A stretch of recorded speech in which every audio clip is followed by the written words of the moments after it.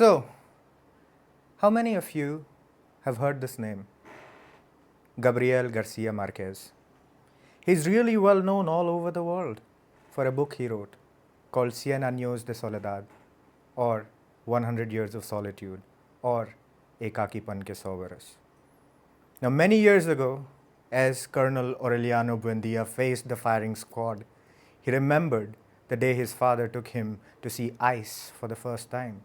And like that ice that he saw for the first time, I found many things in my present spoken of, written about, with greater authenticity than writers, commentators, journalists of my time.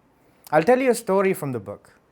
There is a scene where the banana plantation hires a squadron and massacres thousands of people in this fictional hometown from Gabriel Garcia Marquez's childhood called Macondo. And as time passes, which it always does, as rain falls, which it falls in deluge for years in this fictional town, people forget. What firing squad? What banana plantation massacre? And around that time, it was the 2020 and 2021, people were dying for lack of oxygen. And a few months hence, those who we have elected and appointed, prime ministers and chief ministers, spoke in the parliaments and the legislative assemblies a lie.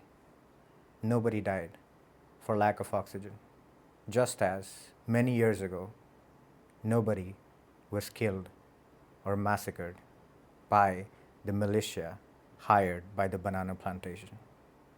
Literature, someone said, is truer than history. Everything in literature resonates more closely to our experience.